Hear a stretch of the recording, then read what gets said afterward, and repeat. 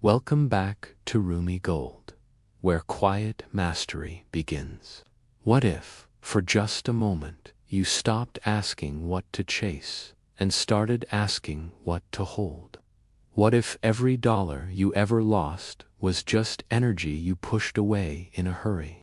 What if your breath, slow, patient, circular, could move money faster than your best marketing campaign? And what if silence carried more wealth than any room filled with noise? Let that land. Today we explore manifesting money, not as a tactic, but as a truth. Not another strategy for the grind, but a way of being that lets wealth return to you, like air to the calmest lungs. Pause with me. Ask, where in your life have you hurried so fast? You lost the very peace you said you were working for. Where have your hands been busy, but your spirit empty? How often has your mind raced, days, weeks, years ahead, while the present moment sat untouched, like a gift you forgot to open? I knew a founder once, built his empire at a cost. Sleep, sanity, the morning sun he never once saw rise from his own porch. He did what everyone told him to do: hustle, stack hours, outpace the next collapse. He had more, less calm. The money came, so did headaches. So did a kind of hunger that coffee couldn't kill. Then he changed not his business, but his mornings. He wrote before he clicked. He breathed before he asked. He gave before he took. No drama, just ritual. Nothing showy, just presence. Money moved differently, felt less like a wild current, more like a quiet tide. It's not myth, it isn't magic. It's resonance, like how your breath finds a rhythm without effort, once you stop trying to force the inhale, like silence spreading out in a room until you could hear your own pulse, steady, undramatic, deeply here. That's the discipline most of us learned early on. Money is something you earn by outpacing yourself. You're taught to run, climb, hustle, to make every day a contest you can't afford to lose. You hear, work harder, set your alarm, add another hour, as if waking before the sun makes you worthy or more deserving of rest. But after a while, you notice, exhaustion is treated like a badge. Everyone wants you to be tired. You start believing your burnout means you're doing it right. But really, it's just survival mode, wearing a suit. Let that land. There's another mistake that slips in quietly.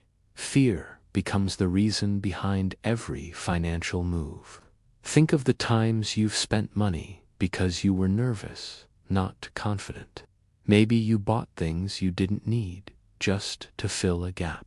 Or maybe you took on a client, a job, a deal, all because you were afraid of empty space. You know that dull regret after overspending, or that moment you keep your phone close just to check the numbers again, scrolling your banking app like you're scanning for danger. That's not clarity. That's your nervous system on high alert, thinking it needs to guard, to grip, to control. And when you feel this way, your decisions become noisy. You agree to things that clog your calendar and cloud your mind. You overcommit. You make trades that cost more than they earn back, but calling it hustle feels safer than naming the fear. You already know this. There's this secret rule most people aren't taught. Money is just energy. But what do? We bow to it. We obsess.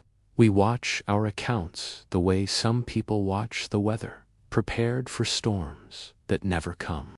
And in all this worship, we forget. Money isn't a god. It's not meant to be feared, begged, or idolized. Money is a servant to clear intent, just like breath is a servant to the body's needs. If you hold your breath, if you grip your money, you suffocate the flow. Try saving without sharing. Try earning without circulating. It's like breathing in and forgetting to breathe out. The tighter you hold, the more rigid you feel, and the less you actually trust life to keep giving. This isn't about being right.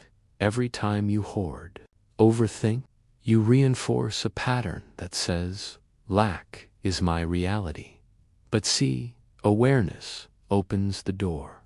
Once you notice that twitch to check your balance again, or that cold urge to say yes out of fear, you're already a step outside the old loop. What if the resistance you feel isn't coming from the world? What if it's coming from you? And what if, by loosening, by breathing, by refusing to treat money as your ruler, you find a space where wealth returns your call, calmly, reliably, every time? That's the discipline. What if the only thing standing between you and peace with money was 10 silent minutes in a notebook? What if clarity wasn't about control, but about meeting your finances with open hands? No tricks, no getting ahead. What if every dollar asked to be seen before it could multiply? Most of us were trained to measure worth in terms of more, faster, busier. But true wealth doesn't respond to force. It opens in presence. Let's sit with that. The first ritual is simple, not easy, but simple. I call it the silent ledger. At its core, it's not about budgeting or adding up numbers. It's a conversation. You and what you call money meeting in the quiet. Every morning, or maybe every evening, find a moment when the world hasn't gotten loud yet. No calculator, no spreadsheets, just the page and a pen. To ritualize it, make it sacred. Light incense, if that grounds you, or just open a window and feel the air. Choose your hour on purpose, maybe as the sun rises, or as the house falls still at night. Let your body slow. Write what came in today, what left. Notice what fills the gap, a thankfulness for receiving, or a sharpness where you feel something slip away. Don't judge it, write it. Watch what grows. This isn't about motivation. People avoid tracking money because looking is frightening. Every number becomes a story. Sometimes the story is shame or regret.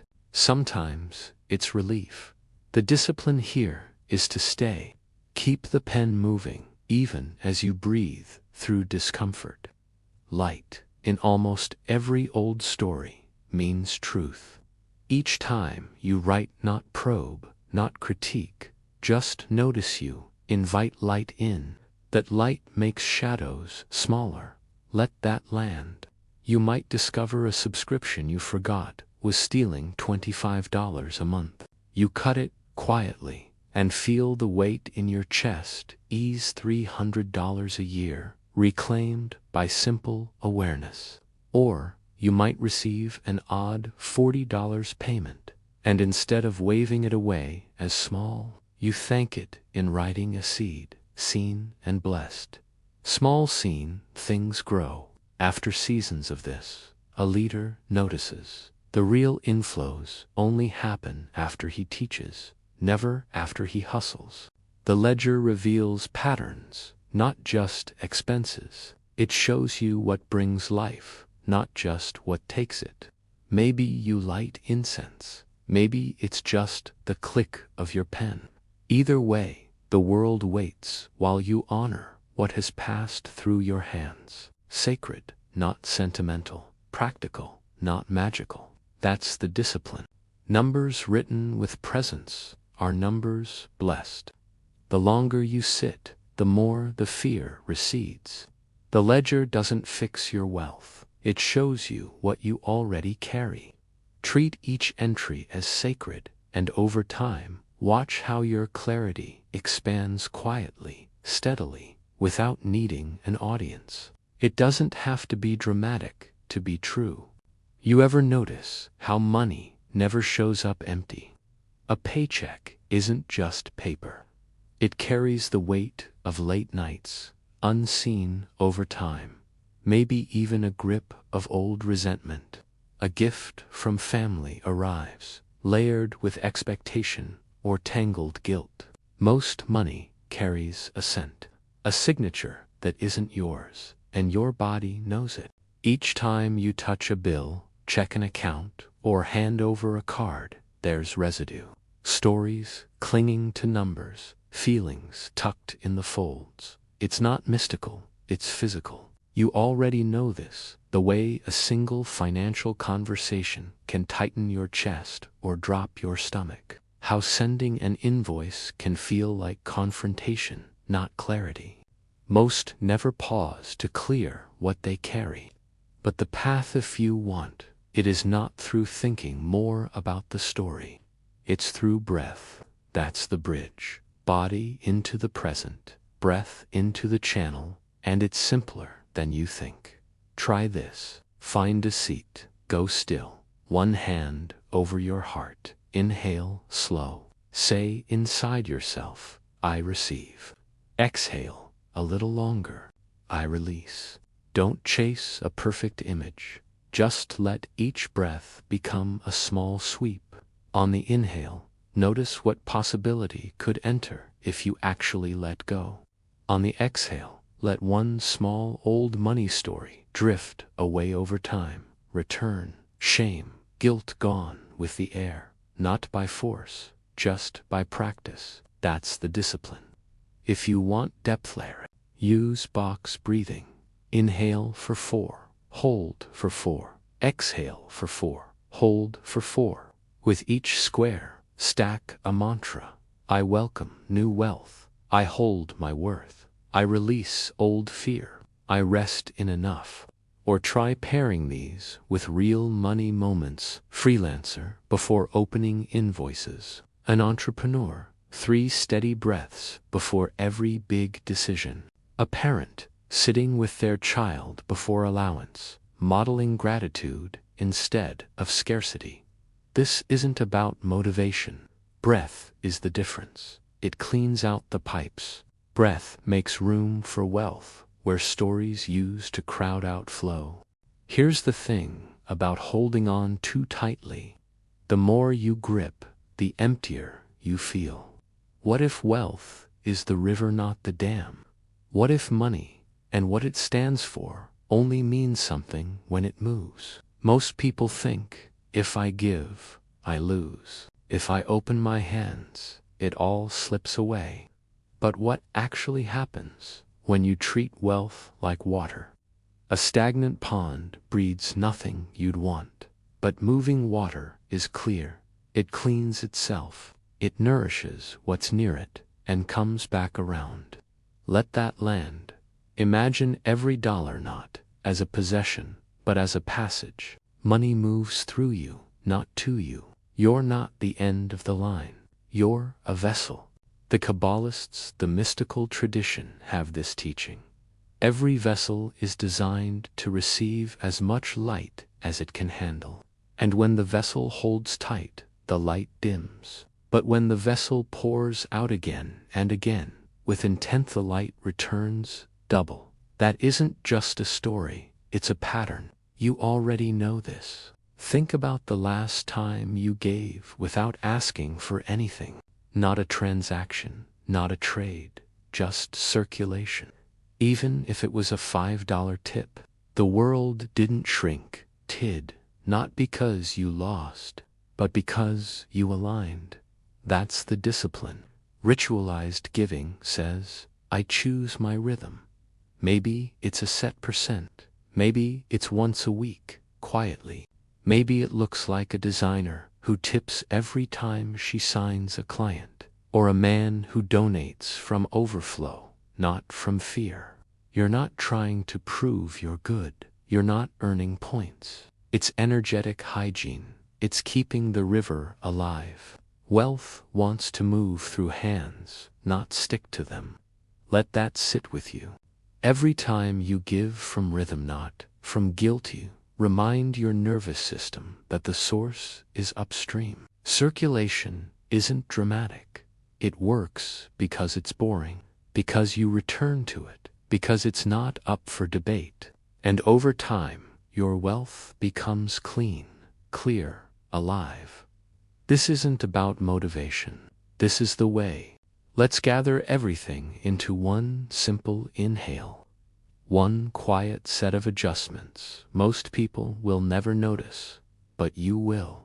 The silent ledger, the value-clearing breathwork. Nobody applauds them because they don't see them. It doesn't have to be obvious for it to be real. You look at your numbers without fear, and you watch the dust settle, the noise fade, until you see only what's true. You let go of stories attached to each dollar, exhaling what isn't yours. You circulate. That's the discipline. Most will search for a sign that this is working. But wealth at this level isn't measured in proof. It's measured in silence. That's what you want. Not just new money, but new peace around it. When money quiets down, your own energy does too. Let that land. Live from that place today. Try just one thing. Give a little, calmly. Breathe before you buy. Read your account like you're reading scripture. You don't chase it, you conduct it. I move with money, not against it. I move with money, not against it. Money returns to clear hands. Money returns to clear hands. My breath makes wealth simple. My breath makes wealth simple. Silence creates my surplus. Silence creates my surplus. Giving affirms my wholeness. Giving affirms my wholeness. I am the source, not the seeker. I am the source, not the seeker. I lead from clarity. I lead from clarity. I lead from clarity.